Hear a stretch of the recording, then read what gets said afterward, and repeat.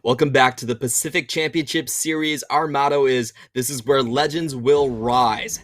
And now is the chance for MFT to rise if they want to continue their journey in the postseason. They're down 0-2 against Frank Esports. Before we go in deeper into the matchup, big shout out to CTBC Bank and Caliber for sponsoring this league. Without you, all of this would not be possible. Now, Frank, as our resident person named Frank and also an expert on PCS, what needs to happen as we have MFT going back to the blue side? MFT going back to blue side, it feels to me that they think this Viego might be the most important pick of this series. We'll see if that actually ends up being the case on their first pick, but when it comes to changing things up, I'd love to see just go ahead, lock in that rise in the first phase. They've kind of left Wen's pick to the second phase, and as a result, he's lost out on that rise. And even in game number 1, he went on the Vex. You know, you saw the potential in the pick, but again, didn't end up working out. So I think they just need some sort of bruiser champion for him in that mid lane, just so he can be more gold efficient, I guess, because you know he's going to be somewhat low econ. And it hurts to say, but he's probably like your weak side mid laner. I don't know how that works out, but he's always working from less gold. I'm just gonna say, if your mid laner is kind of the weak end, you actually end up impacting both sides. So both of your sides become weak sides. So it's just a void. I'm not blaming him, but I definitely think that without a strong mid, a lot of strategies do get shut down. And at the very least, I think he needs to pack more utility. That's the most important thing that we've seen from Wen, at least. Like, I think MFT, their most successful compositions is definitely when Wen can actually do the engaging himself. Yeah. And the one time we saw him last split was when he pulled out Set mid. So, you know, Set is a champion that works on low econ, can start out fights, and is somewhat pseudo-tanky. So, I'm not saying that he will pick it up, but it's definitely an interesting conversation to bring when we look at Wen's effective champion pool. He has played a lot of different things. You know, he's gone for the Renekton, he's gone for the Silas and the Akali as well. So it's definitely possible that he could pick something out. And to be completely honest, we don't expect him to win the lane against Pretender, but he needs to pack more of a punch, have more of an impact when it comes to mid-late game. Frank Esports are going to deny that chance. Very similar bans from all of this series. Going to take away the Graves and the Galio. Most likely the Tryndamere going to be taken off the table next. For Meta Falcon team, they are holding on to the same bans as well. Ari and Lee Sin off the table. The Zeri is up from Frank Esports, which is something that we do have to mention. Whale doesn't really play the Zeri, so Frank Esports could be trying to force a ban or take it themselves. What do you know? We aren't going to see a B1 Viego because MFT are the ones to go ahead and ban it away. That is really interesting because now I really want to see what this first pick will be because it's not Graves. That's also been banned, of course. Could be a Diana pick for 665, but I definitely wouldn't want to take it on a B1, and it will be the Tryndamere locked in for MFT. Taco getting a big carry opportunity. We'll see how well he does with it. Definitely a very important pick for MFT, especially when their strategy seems to be just pick on Kurt the entire time. But I feel like Kurt has to have something in the bag to see this coming. Ragus would be a decent answer if nothing else, just to neutralize the lane. Frank Esports will go for more of a standard draft this time around. Volleybear going to be locked in as Holo fades from Vision. We will see what the second pick is. Jinx, all the AD carries are still up. And Callista, I don't think we've seen this the entire split. Kaisa? I don't think this is a good pick either. Well, Frank think otherwise. Where is this one going? I fully expect this to go into that bottom lane. Mm. Although, given that we know Wen isn't a player that will really pressure the lane phase, you can very much get away with the Kaisa into the mid lane. So I wouldn't be surprised if they put it into the hands of Pretender. But MFT now, what will be the answer for them? It will be the Xayah picked up for themselves, and now there it is, the Diana. So we will get to see 665 on probably the hardest carrying champion he has available to him, and that is the Diana pick. So if he is able to get into the back lines, I mean, this could very well change the fortunes of MFT. This is their bread and butter composition. When MFT was streaking across the league in their first round robin, the Diana plus Renekton composition seems to have been their go-to. For FAK Esports, they're not even going to hide that they have a counter pick for Kurt here. They're just going to go for the Gnar right off the bat. We'll see what the bans come out to be. The Set Diana, the Renekton Diana, a lot of these are very powerful combos that could be taken right here.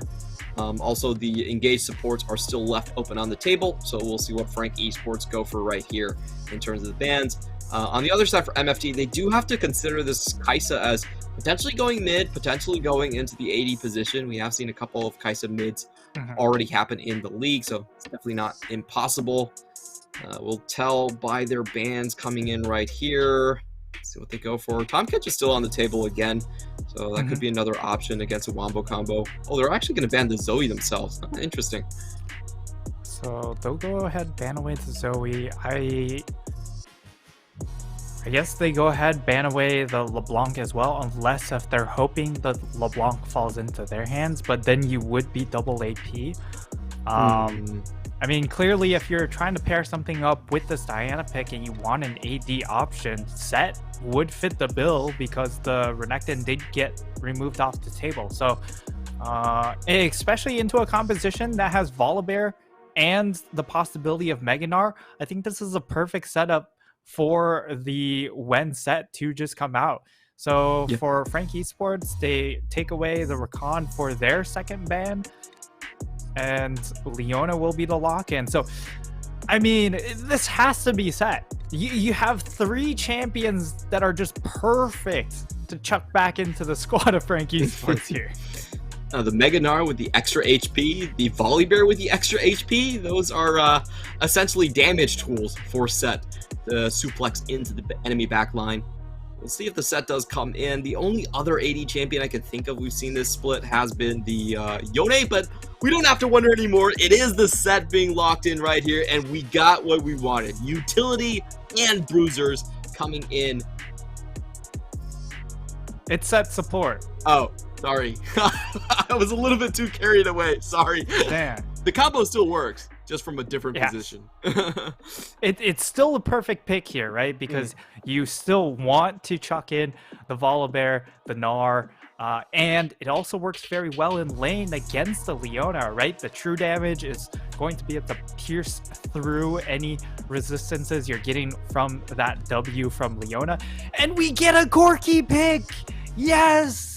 PCS Corki isn't completely dead. Actually, it's been pretty much dead. But Pretender on the Corki, very interesting because there's so much range coming in this FAK Esports composition. And if you're MFT, if you find the engage, this comp is nuts. But if you don't find the engage, it's unplayable against Corki Rockets and Kaisa W. The Russian potential from MFT, the will to just take the enemy team into the banners and suplex them down to the ground. We will see a very cohesive comp, and probably I feel like the strongest comp that we have seen from MFT this entire series. On the other hand, for Beta Falcon, I'm not exactly sure what this comp is supposed to do. I feel like they have a kill lane in the bot, they have Corki that's not going to show up until much later, and then they have a run-of-the-mill Gnar. So once again, I'm not exactly sure what FAK does here. I'm interested in seeing what kind of build this Kaisa will go for. Lately, we've seen a lot of AP Kaisa. I honestly think AD Kaisa is probably her better option more oftentimes than not. Just because if you go for the AP style, it takes way too long to ramp up. In my opinion, Corki is the better Kaisa.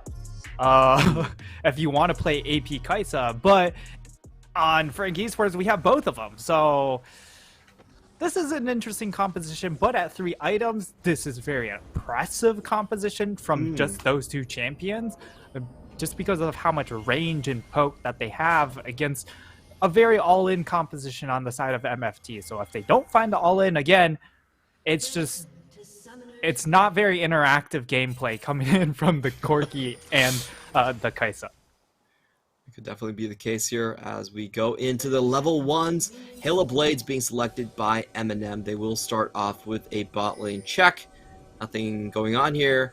In the meantime, MFT, just another reminder, they are standing on the precipice. If they drop this game, they will be out of the postseason. So we tend to see teams go for a little bit more cheese in this situation, but they will keep this one relatively safe. Double wards on both sides to make sure Wen gets a good early game. Meanwhile, top lane, Taco finally gets his Tryndamere first time in this series. He's going to get a bone plating right off the bat. Pretty nicely done for him. And can he find this auto attack? We'll get it, but actually loses out on the trade there. Yeah, with the fleet footwork coming in from the Gnar, that helps out in these trades quite a bit. Although he's still wanting more. I'm not sure if that should be the case, but down in his bottom side, also more trades.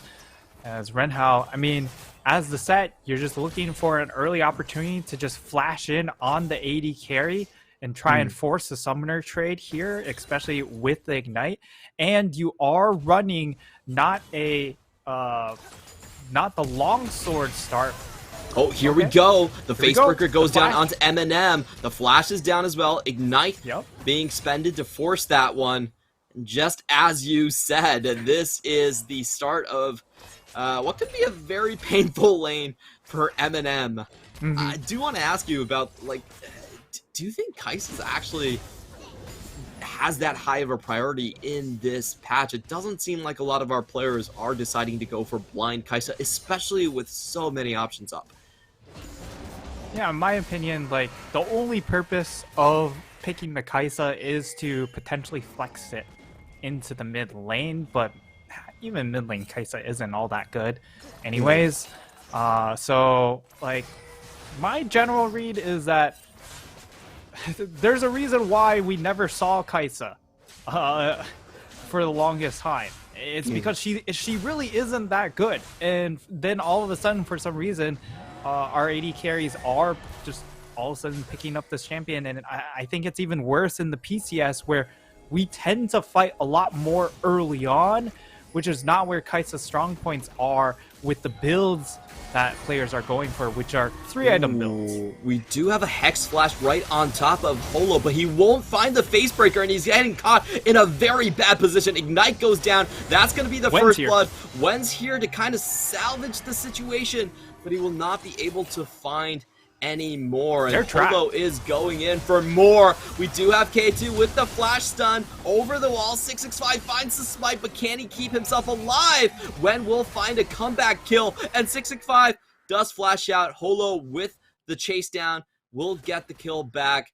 And overall, that will be a I think a 1-for-2 trade here. Let's see if Holo can find the Sky Splitter. Oh, Wen keeps on running very intelligently. And yeah, Frank Esports have a massive lead at the start of this game. 2-for-1 trade. Renhao might be baiting himself into a bad situation once more, as Holo did not leave the scene. That's the thing about bears, if they start around. Yeah, he definitely does. And we're going to go into the replay, and unfortunately for Renhao, this first missed Facebreaker seals the deal for them. Yeah, he whiffs big time there. And the one thing that's interesting is you're trying to invade with a Diana against a Valdebert. And more often than not, that shouldn't go well for you. I can understand why they went for play, right? Because they had bot lane priority. They also have just a stronger bot lane in general. But the Volibear in these dueling situations is just so powerful, and Hollow does a lot of work along with that Leona. Yeah, there's so much hard crowd control, and it's not on a particularly long cooldown, so Frank Esports definitely had to chase down Edge right there, able to capitalize and taking stock of the items. We do have the Caulfield's Warhammer completed here by Eminem, and just a very smooth transition in for Pretender as well, into the Call and the Tier. So it does look like the scaling game that you mentioned earlier on is definitely being started here by Frank Esports, and it's always kind of scary when you have a smooth scaling game. If the scaling team wins early, then the game kind of feels over. Yeah, at the very least, though, MFT do have some scaling options of their own. Obviously, it's very different sort of scaling, right? They have a lot of dive scaling with the power of Tryndamere and the Diana. If they're able to get onto these backline carries, they will absolutely devastate them. But it also works both ways, right? If the backline is able to stay alive, they will devastate the side of MFT. Polo now seems more to be fighting. the target here. 665 goes in. A Defenders fake here. Realm Warp, and they do find the jungle kill back. A straight 4v4 fight. They are winning here. Eminem has to run away. Pretender is driving away from the scene as well, and they leave their support to die. They do take down one Drake, but the cost might have been a little bit steeper than they wanted to pay. Hey, and MFT, what do you know? Wen is there early. He's there for a fight at the start of the fight, and you can see when he does arrive, then they find success. And that ends up being a 2-for-none trade. Yes, Frank Esports are able to get the dragon, and that's, you know, sort of the main takeaway for them anyways, because on a scaling composition, the biggest thing you are worried about is what if they end up finding that quick 3 dragons and force you into that Dragon Soul fight when you're not ready or prepared for it. But they are able to, at the very least, secure this first dragon, and we'll see the replay. It's Hollow getting chunked out by Cloud, which does do a lot of damage, has the highest attack speed. And this Realm Warp is so sweet. yeah, you end up cutting off Frank Esports from their jungler with that Realm Warp. That then you're able to just collapse onto Hollow, and Hollow, I think he also understood that he was going to die there, so he ends up going deeper to try and create a little bit more space, and hopefully the rest of the team able to get out. Really nicely played by Wen, and I feel he has so much more impact on this Rise compared to other champions. Great call by Nightstar here on just having him pick this mid laner a little bit earlier. Meantime, taking a look at the situation, we do have Pretender being forced into a rather early Hex Drinker here, a bit more defenses than you perhaps would want to. Renhao being caught in a bit of a pickle, has to burn the W early, flashes over the wall, does have the flex flash, and oh, here comes the Stormbringer, massive amounts of damage. Well, going to use the Feather Storm, but he doesn't get to use the Blade Collar as he gets taken out. In the meantime, 665 will get a Herald for his troubles, but what a clean pickup for Frank.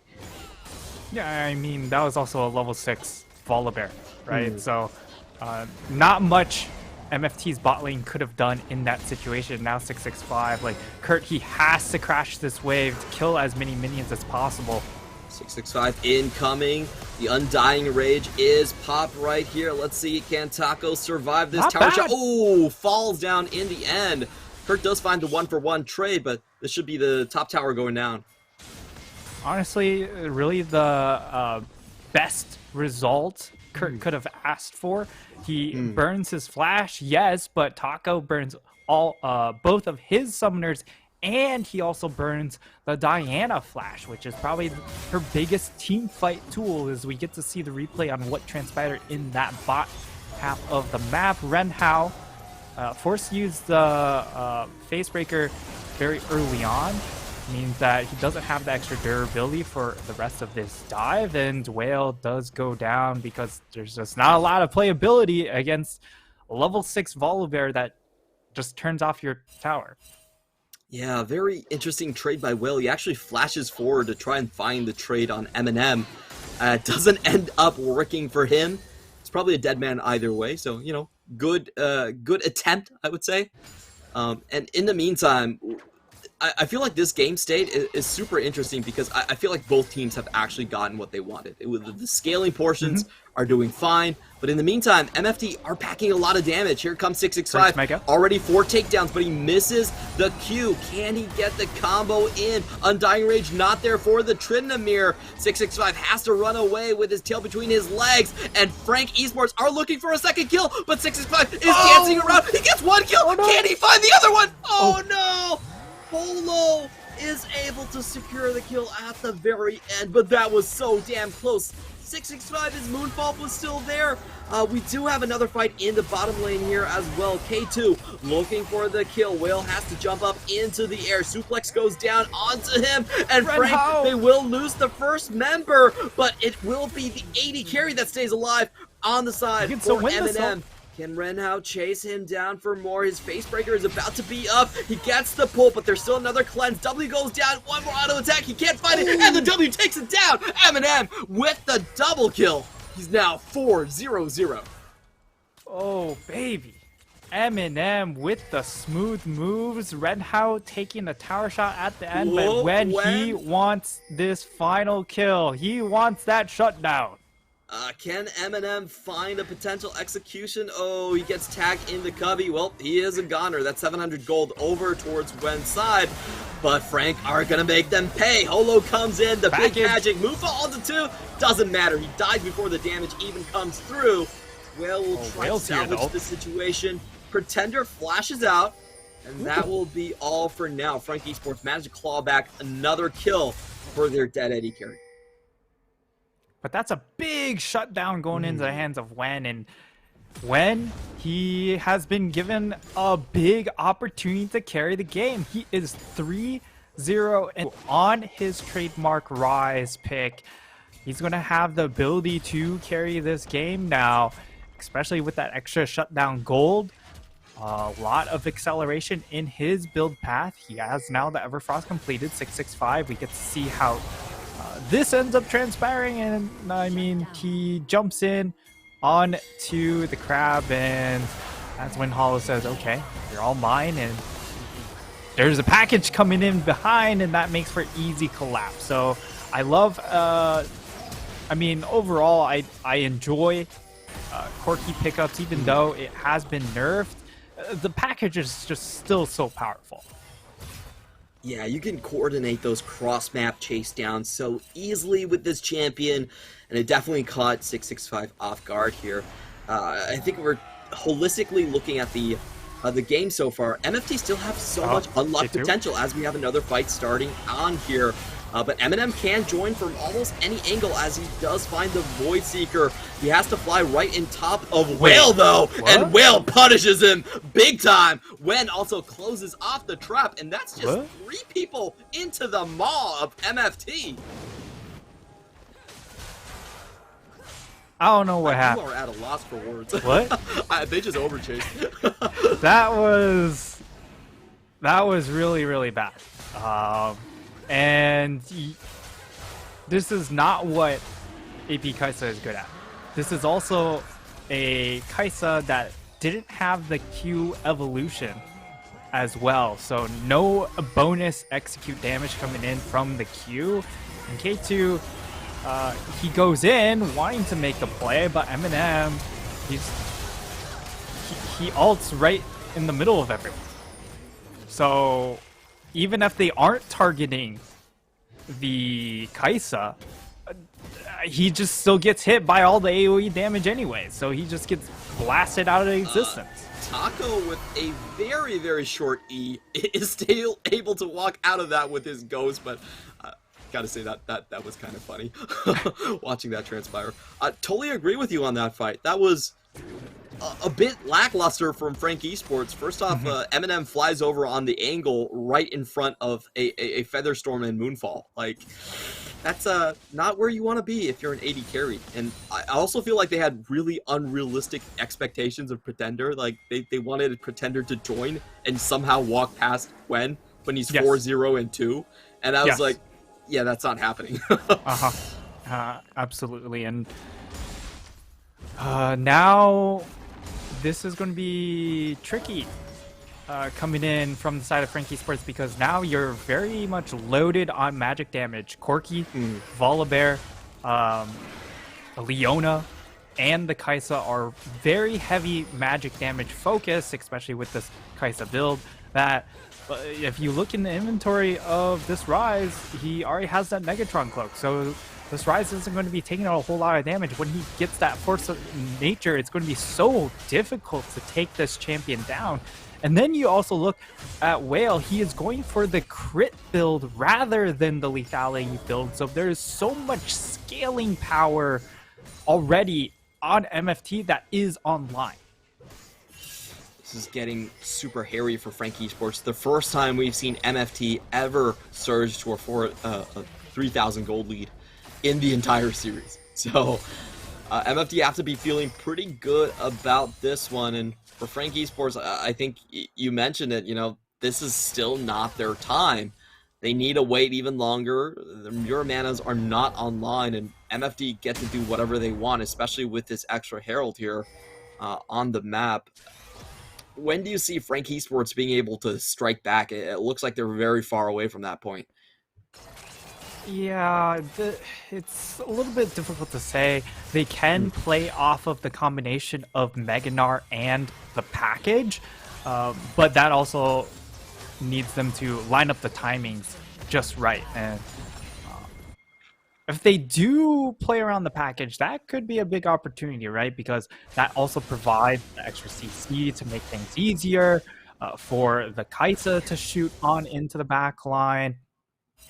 But just comes down to trying to slow the game down just a little bit. But the issue is when you slow the game down, you also allow this Tryndamere to really warp the side lanes. And because Wen is super far ahead as well, he's just a massive threat in the side lane as well. So right now, the 1-3-1 is going to stretch Frank Esports pretty thin. And while Kai'Sa has the potential to follow up on sort of these side lane setups, again, you're not AD Kai'Sa.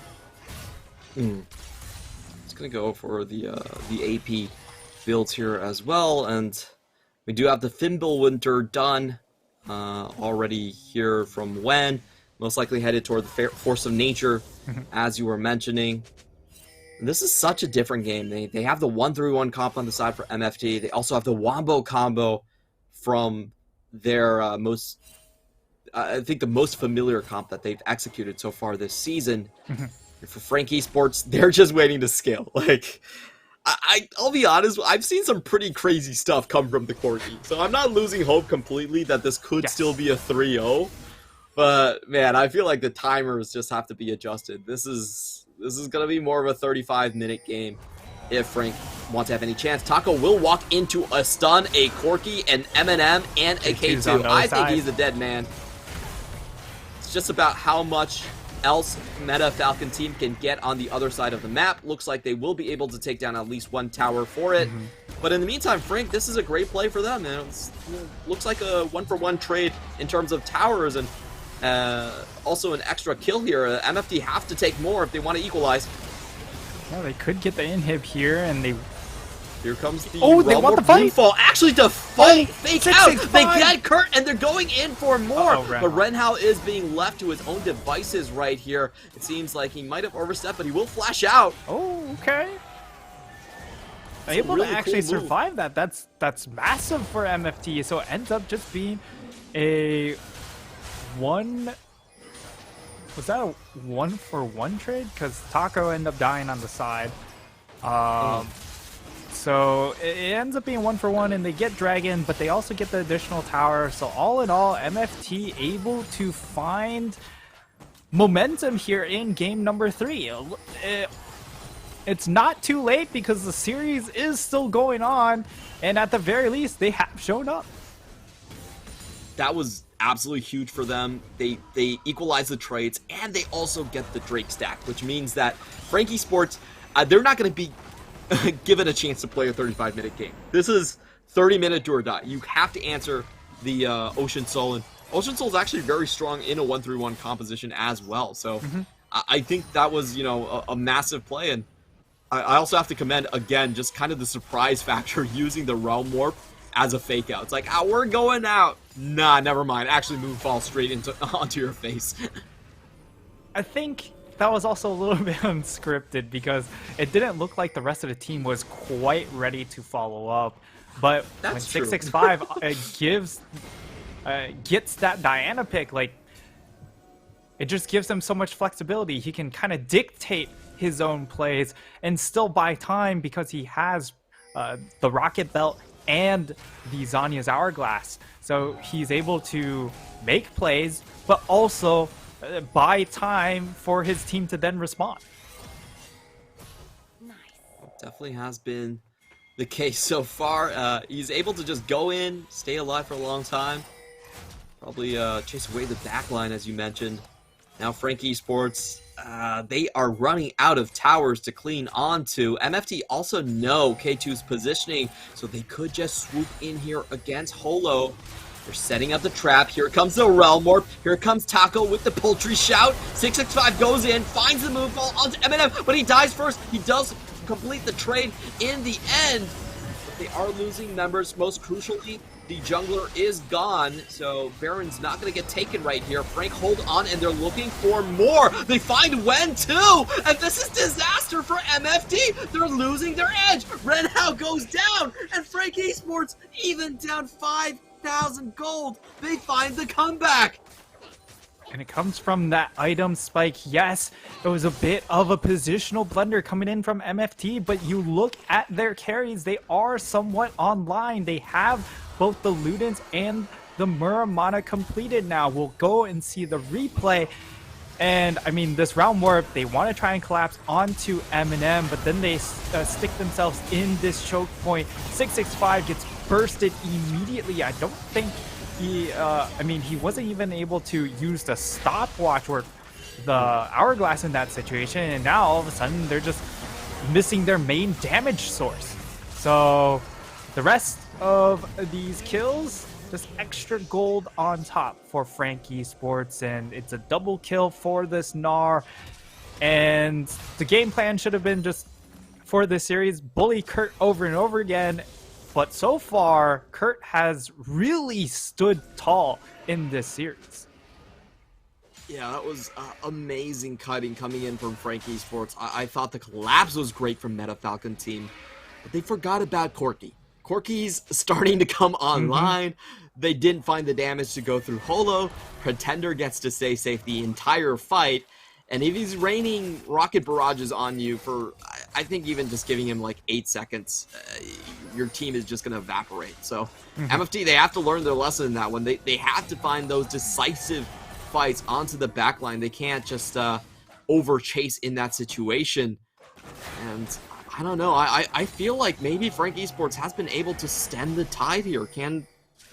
Unless MFT find Baron pretty soon, I feel like Frank Esports are going to be able to weather this. Right now, they are sitting in a very comfortable position. And Eminem has the evolutions online here. Renhao clearing out some wards.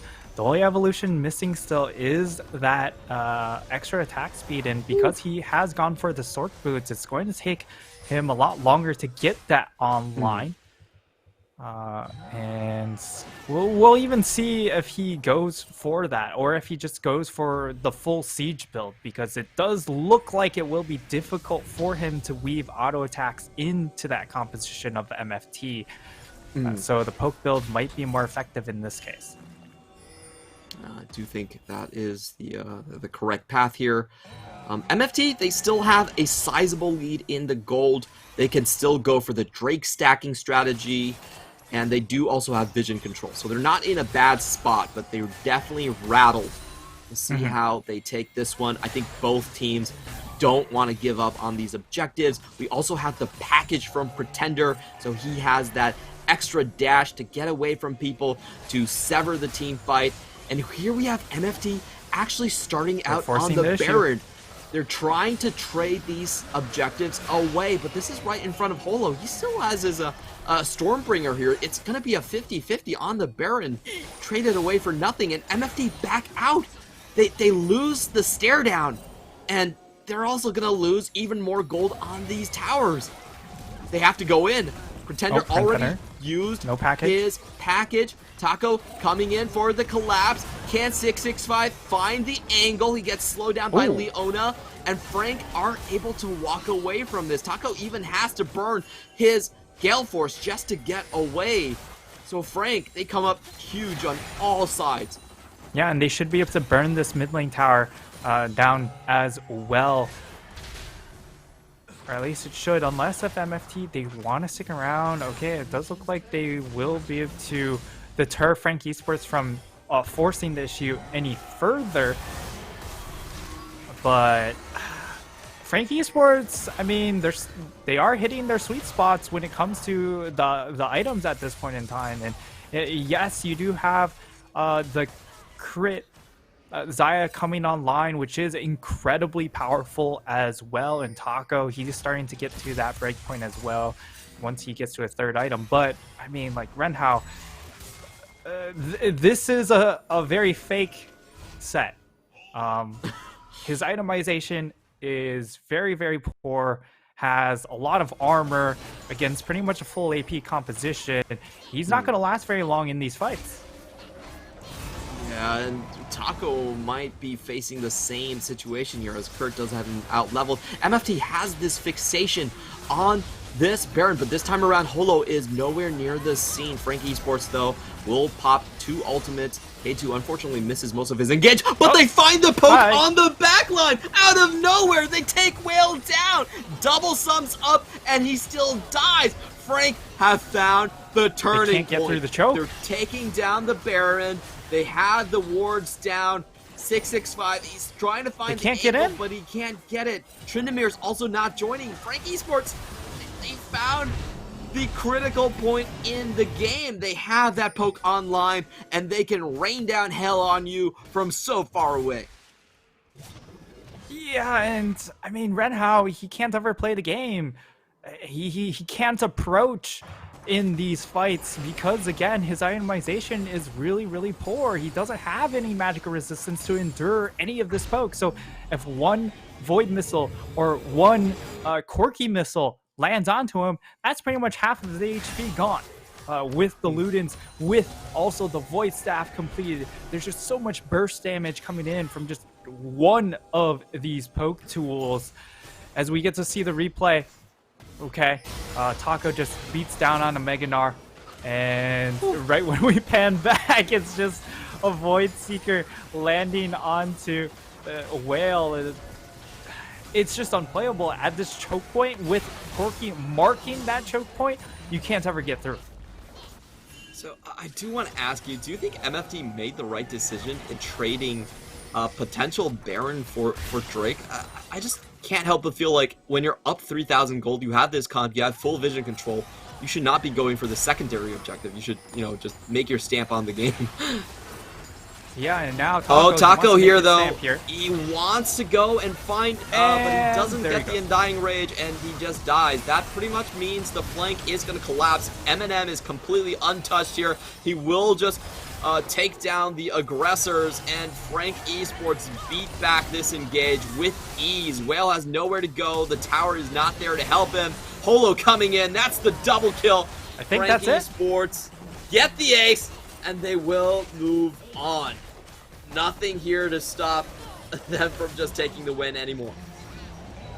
Yeah, it takes a while to take that first tower down because of the extra resistances of the minion being out of range, but now with the extra Baron minions coming in, that should be it. Frank Esports secure themselves a very, very convincing 3-0. And MFT, the respawns, maybe they get one last fight. Renhao goes in, but he doesn't find a stun onto anyone. Taco trying to get Pretender. He does have the Undying range. One more out of the attack, and he does do it. 665, he's up now. Wen is here too. The game might not be ending right here. It's a 2v4, now a 4v3 as Will comes back in. Kurt finds the knockup back onto only one person, but he does walk out still Such alive low health here. bars. If Eminem finds the poke though, things could change. MFT will escort Frank Esports away, and they will hold on for now. Oh, the game still goes on, Clement, but whew, could just be the final gasp. As we will see the replay, the flank coming in from Taco. He tries to collapse onto this backline, which is very squishy, but no magic resistance, which means you eat 2 instances of poke and you're dead. Renhao, I mean, the rest of this fight is just a formality, right? Because they are just so split, and you have a crit Xayah. If you're not playing around crit Xayah, she doesn't get to do a whole lot. And yeah, we saw right there. A little bit tragic for the Tryndamere. Oh, I think we underestimated how quickly Frank Esports could actually get this competition online. Just so much damage pouring out here. That was one Cannon Barrage taking 60% of the HP off of Taco there, and this might be Frank's final push in this series. They're heading into the base. MFT, they're looking for an engage, maybe a chance to pick someone off before the others can congregate. They're not going to be given that chance, and now they have to defend a naked Nexus with hell raining down upon them. Pretender, with his range and his damage, is just forcing Whale away from the minion wave. There goes K2, 665, taking down half HP. Renhao even lower. Here comes MFT, the Realm Warp in to find the kills, but they don't get they find Pretender. Eminem. They find Eminem though, that's one down. Wen is still alive for now, but the stun does come down. He gets taken out. 665 running away from his life as well. And Whale, now the only one left with the damage to try and turn the ship. He does find one. Nexus. K2 misses the stun, and Pretender wants to go in for some extra kills. He picks up the triple and the 3-0 to close out the game for Frank Esports. And this will be the 3-0 for sure here. Frank Esports will lock it down, let the minions do the rest of the work for them, and I mean, I was very, very shocked at how dominant this Frank Esports squad looked in this series. I predicted a 3-2, not because I didn't have confidence in Frank Esports to win this series, but rather they've been streaky during the split, and I think the extra 2 weeks certainly helped, but I didn't expect the extra 2-week preparation to help this much. Yeah, I feel like they really nailed down their fundamentals. Frank, coming into this one, we had two unproven players on their roster in both Pretender and Kurt, but I think they played on the exact same level, maybe even higher than the rest of their team here. So, you know, most of the worries that we had for Frank Esports this split, they were gone. They were cohesive. Their rookies looked very, very sharp compared to what Meta Falcon team was able to muster right here, and they take down a well-deserved 3-0. On the other hand, for Meta Falcon team, I think we saw signs of life here. This was unfortunately going to be the end of their split. I think they've been a very interesting team, a fun team to watch here, but unfortunately, this is where the road does end off for them. So I do kind of want to get your thoughts on this team and the performance overall this split. I think this was a team that when 665 was given the opportunity to carry, he had some of those moments, especially in this game, given the Diana pick, which is a pick we haven't seen a whole lot from him because it either gets banned or he actually doesn't lock it in. But this time he finally locks it in, and he had a lot of impact, and I would love to see how they develop as a squad going into next split if perhaps, since this is a collegiate squad, I don't expect them to just pick a player necessarily off the streets or any of that, just trialing, but maybe they find a couple more collegiate players in their university to bring into the team, and maybe the development helps push this team forward, because I think this team needs a little bit more internal competition to push themselves mechanically. MFT, I feel like we've seen the best of them in this series, but also some of the pitfalls of this squad for sure. The cohesion, the team composition's really fun, explosive wombo combos that they can pull off, but also a lot of the macro issues still plagued them. And I think in general, the champion pool were not the deepest out of the PCS rosters coming into this one. So, hopefully MFT will strengthen up and we will see a better form of them in Summer Split. We can take a look at the game graph. MFT actually had a very solid lead this game, but unfortunately, I think they overextended in that one big fight, and that was all the time Frank actually needed to claw the game back. Yeah, and Frank Esports were really able to utilize the poke tools that were given to them, right? You have the Corky rockets and the Kaisa missiles, and if you compare those two champions, like, they just did so much more damage than anyone over on the side of MFT. Even this Rise that got super far ahead, he did less than 9k damage. That is less than the damage given by the Volibear. Yeah, they just couldn't find any of the backline. I feel like Frank Esports kept their formation so well in a lot of these team fights, and they also just had better macro decision overall. I still question if MFT should have gone for like the Baron and Drake trade, but on we move towards the MVP. Eminem, with his early blind pick Kaisa, makes it work out, goes for the AP build, and finds the critical snipe down right in front of Baron to extend the game for his team to scale out. And beautiful damage numbers here, 33%, with an insane amount of damage to gold efficiency, over 200. Very, very efficient with his damage numbers, and I mean, this is AP Kaisa in a nutshell. Yes, he had that one big oopsie behind the Dragon Pit, right, where he ulted on to the back line around that red buff and just gets instantly one shot. But once the AP Kaisa build comes online, he doesn't really ever have to use that ultimate anymore, except to peel for himself. So he could just press W over and over again. And in these ARAM situations, you see the ARAM champions of Corky and Kaisa come out on top over and over again. Yeah, it's incredibly beautiful stuff coming in from this one. And I just think Frank has just surprised us all with how far they've grown since the spring split has ended in the regular season. We are going to be taking a break right now, but don't go anywhere. We have some interviews coming up later.